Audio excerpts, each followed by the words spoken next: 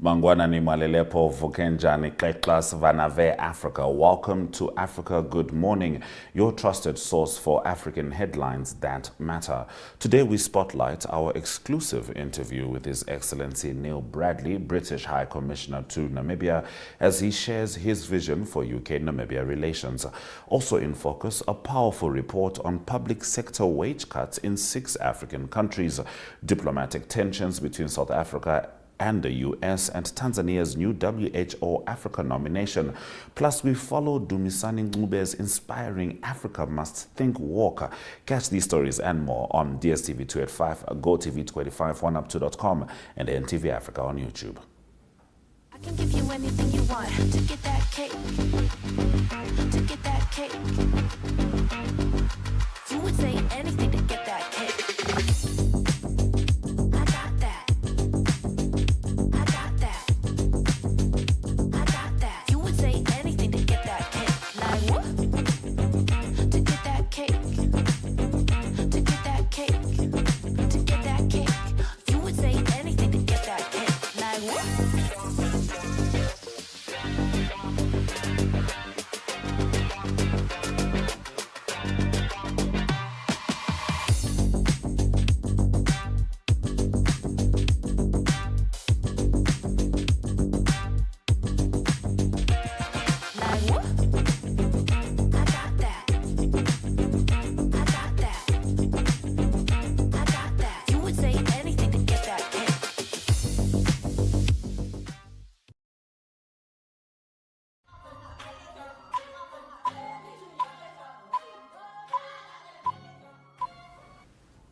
All right, let's get into the top stories on Africa Good Morning. Public spending cuts in 6 African countries have drastically slashed the wages of health and education workers by as much as 50%, and this is over the past 5 years, according to a new report by ActionAid. The survey, titled "The Human Cost of Public Sector Cuts in Africa," highlights that nearly all healthcare workers in Ethiopia, Ghana, Kenya, Liberia, Malawi, and Nigeria cannot meet their basic needs. The International Monetary Fund's push for austerity and public sector spending cuts to repay foreign debts is largely to blame, the report says. In Nigeria, just 4% of the national budget went to health in 2024, compared to over 20% for debt repayment. The fallout includes severe medicine shortages, soaring private healthcare fees, and widespread medical inaccessibility. Women bear the brunt, often forced to give birth at home. In education, classrooms are overcrowded and teachers underpaid, with many forced to buy materials out of pocket. ActionAid warns that IMF-imposed policies are deepening inequality and crippling vital services in the global south. Tanzania has deported Kenyan and Ugandan human rights activists who traveled to Dar es Salaam to attend a court hearing for opposition leader Tundu Lissu, who faces treason charges. The activists Boniface Mwangi and Agatha Atuhaire were arrested and repatriated under the supervision of immigration officials. Mwangi allegedly provided fake information to enter the country, while the grounds for Atuhaire's detention remain unclear. Their arrest has intensified concerns about the Tanzanian government's crackdown on dissent under President Samia Suluhu Hassan. Lissu, a prominent figure in the opposition Chadema party who survived a 2017 assassination attempt, was charged in April for allegedly inciting rebellion in a speech. During his court appearance this week, he urged supporters not to be afraid, as the case was adjourned to June 2. Several other foreign activists, including a former Kenyan justice minister, were reportedly denied entry into Tanzania. President Hassan has publicly warned foreign actors against interfering in domestic affairs, even as critics accuse her administration of undermining democratic freedoms ahead of the October elections. In our next story, Under a proposed U.S.-brokered peace deal, Rwanda could soon begin legally processing minerals like tantalum, tin, and tungsten from the Democratic Republic of Congo, a move aimed at addressing the long-standing conflict fueled by mineral exploitation in the region. Kinshasa has repeatedly accused Rwanda of smuggling millions of dollars worth of these minerals across the border each month, with proceeds believed to fuel the M23 rebel insurgency. The U.S. initiative, led by President Trump's senior Africa advisor Basad Bolos, proposes linking mineral deals to peace, drawing Western investment and boosting regional economies. If implemented, the deal could see Congo increase industrial processing and transparency, while offering Rwanda a chance to clean up its informal mining sector. However, Congolese officials stress that no agreement is possible without the withdrawal of Rwandan troops and respect for Congo's sovereignty. South Africa's President Cyril Ramaphosa leads a high-profile South African delegation to meet U.S. President Donald Trump, aiming to reset strained bilateral ties. The team includes Agriculture Minister John Steenhuisen, who seeks to secure trade deals in AGOA, alongside businessman Johan Rupert and golfers Ernie Els and Retief Hussein. Their presence counters false narratives of white persecution in South Africa, while focusing on trade and diplomacy. Watch Ramaphosa address the press in the USA. What are you doing here? We're here for you, Mr. President. Good to see you. Are you well? Good to see you, Mr. President. What are you most looking forward in terms of making a deal with President Trump? Let me get a handshake there. Yes, Hello. you get a handshake. Yes, Mr. President. And how are you ready for the handshake with Trump? What's going to be your icebreaker? Well, we're always ready. We're hoping to have really good discussions with President Trump and his fellow government colleagues. Looking forward to a really good and positive meeting, and we're looking forward to a very good outcome for our country, for our people, for the jobs in our country, and good trade relations, and to normalize relations between our two countries are the most important. That's what has brought us here. We want to come out of the United States with a really good trade deal, investment promotion.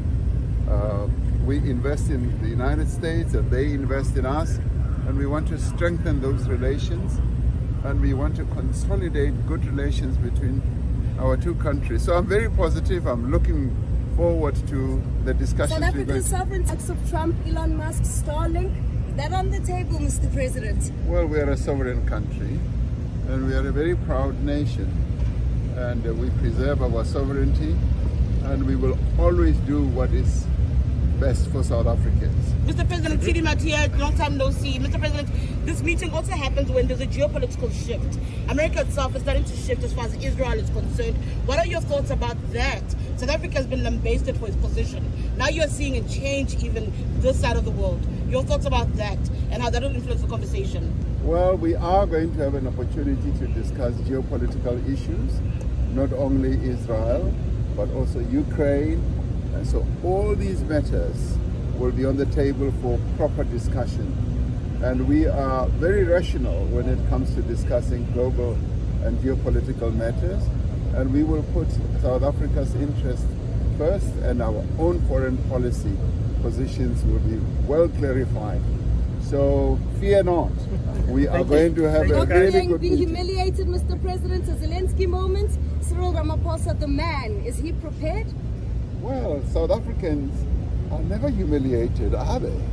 South Africans always go into everything holding their heads high.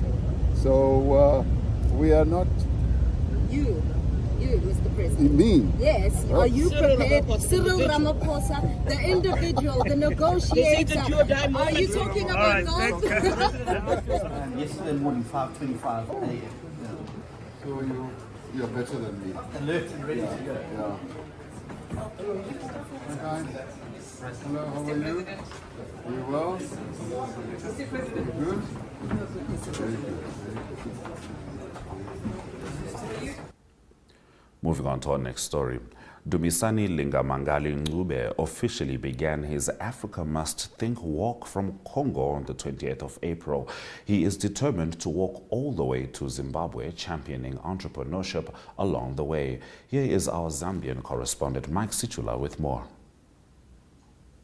Thank you very much.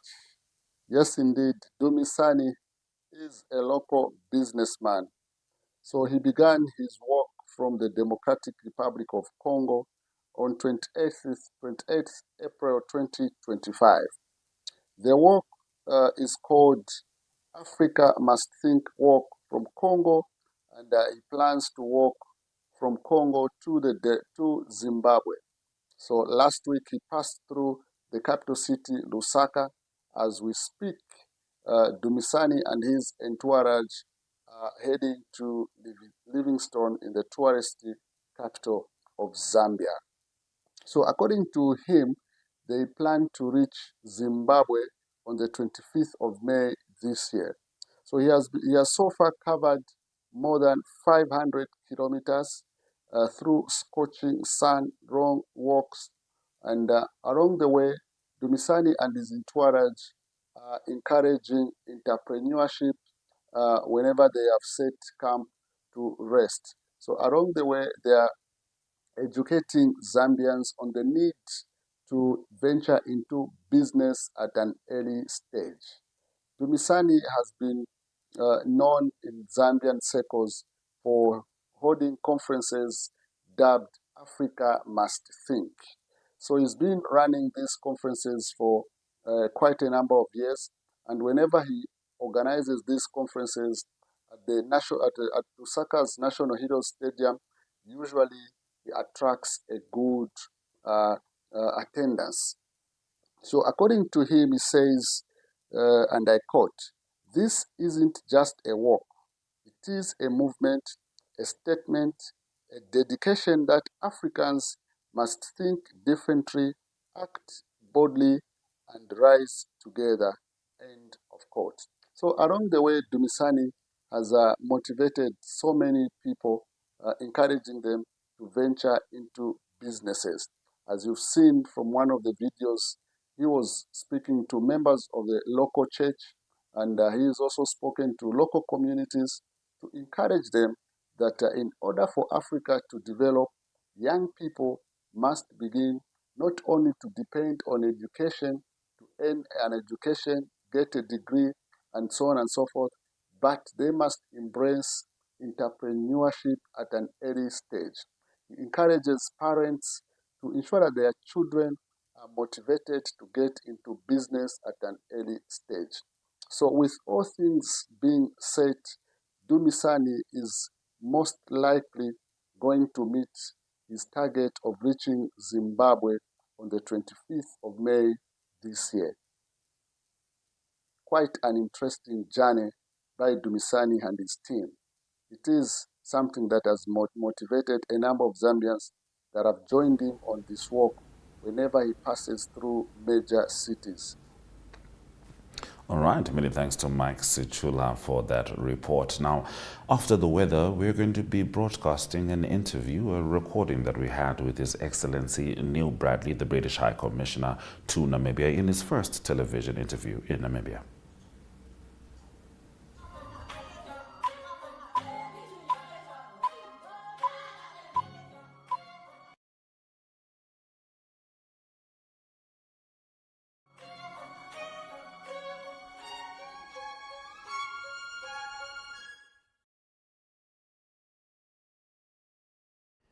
I have a special guest with me, the newly appointed British High Commissioner to Namibia, His Excellency Neil Bradley. And he's on Africa Good Morning for his very first television interview in Namibia as we get to know a bit about the man and, of course, the work. Greetings, Neil. How are you? Good morning, Ashwin. Very good and delighted to be here, and thank you for the opportunity. Very happy to have you here, Your Excellency. What's been your first impression of Namibia since arriving here? Well, first and foremost, the very warm welcome that I've received from the government. Yes. I was able to present my credentials to the President very, very quickly Yes. in 48 hours of arrival, which means I can get on with my job here. Yes. My team, at the High Commission, and also in my day-to-day interactions with people. Right.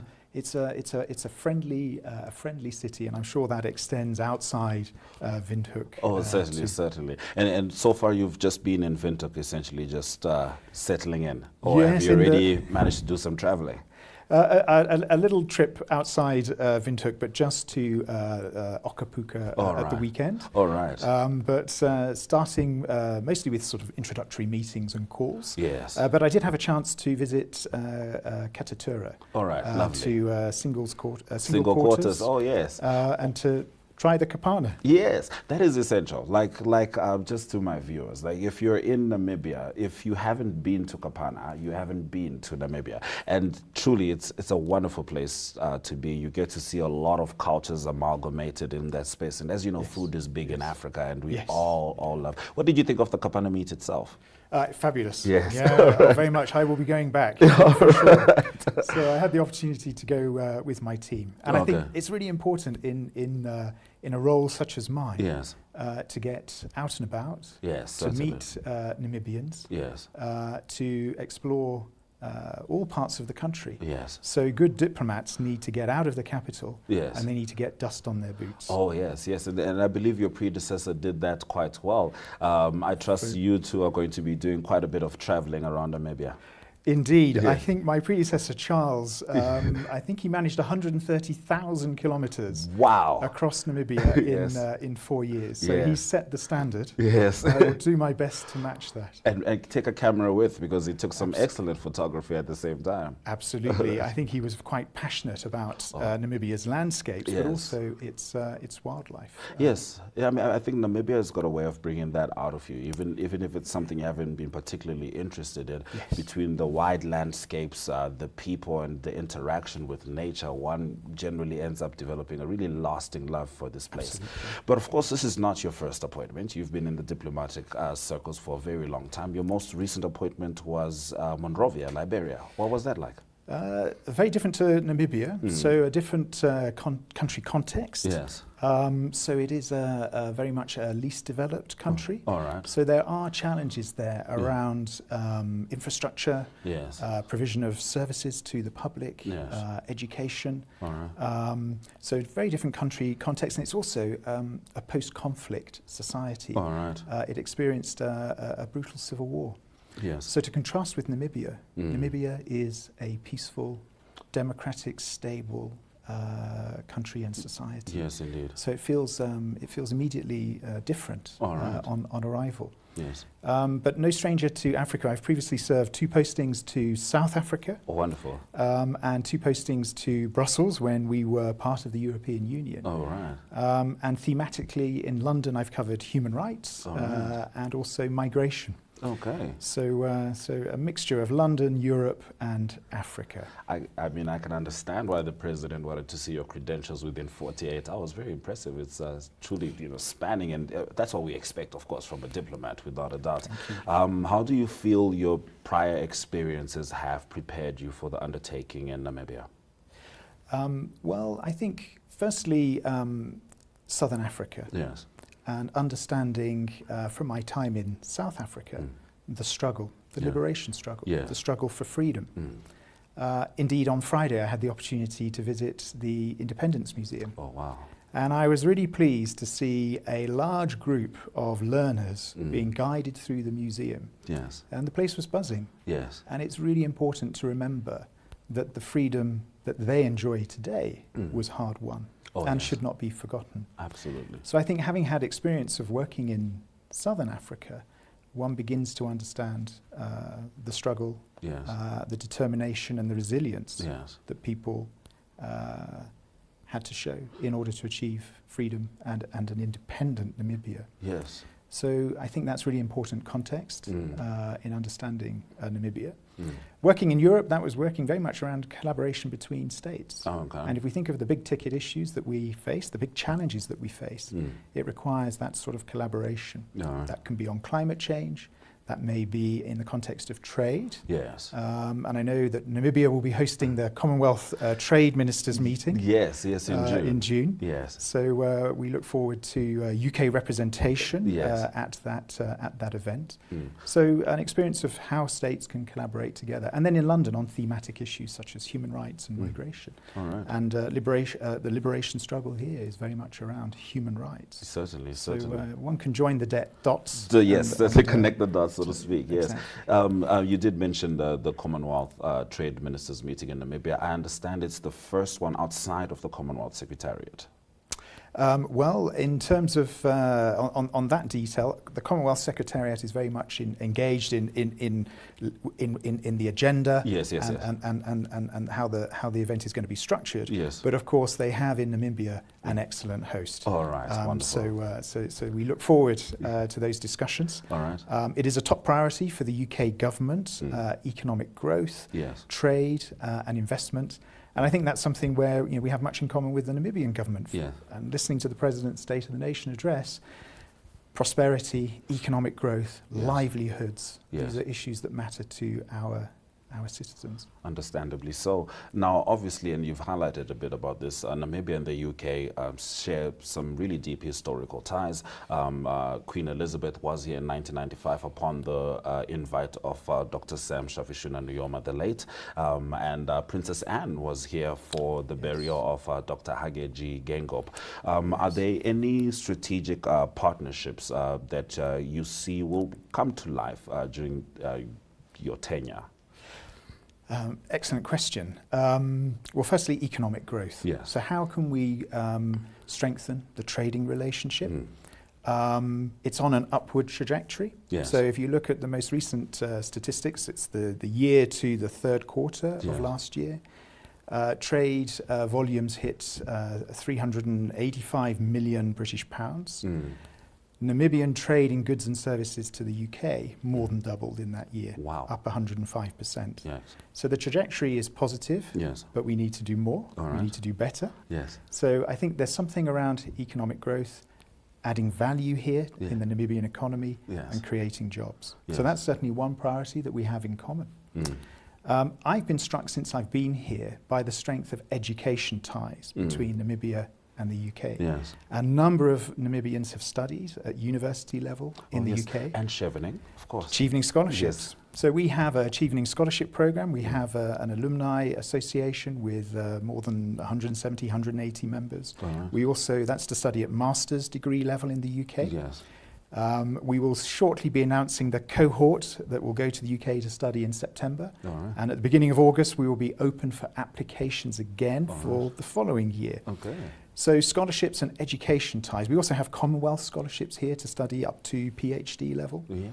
So how we can thicken those ties, how we can potentially match those to Namibia's industrial added value strategy for its economy. Yes.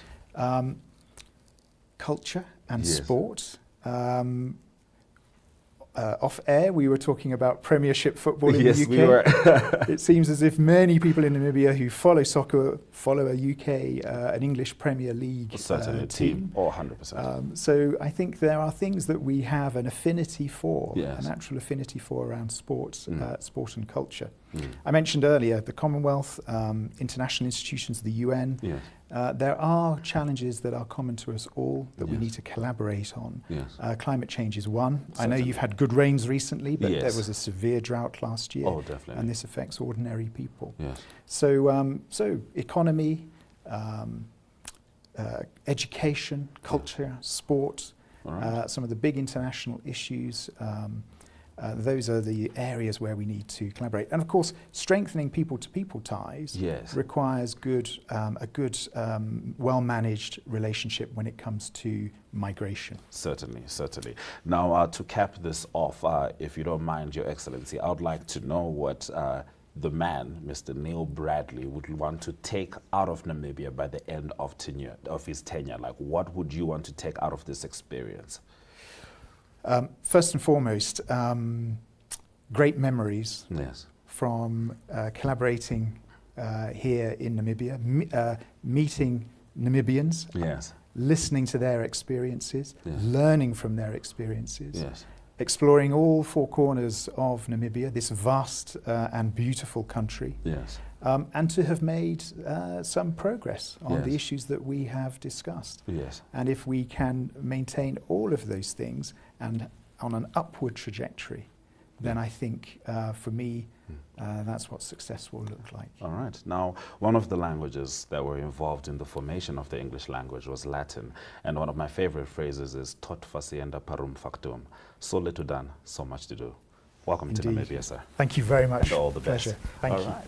So that was His Excellency Neil Bradley, the British High Commissioner to Namibia, outlining what he expects from his experience here and, of course, the important bilateral relations between the two countries. Thank you for joining us.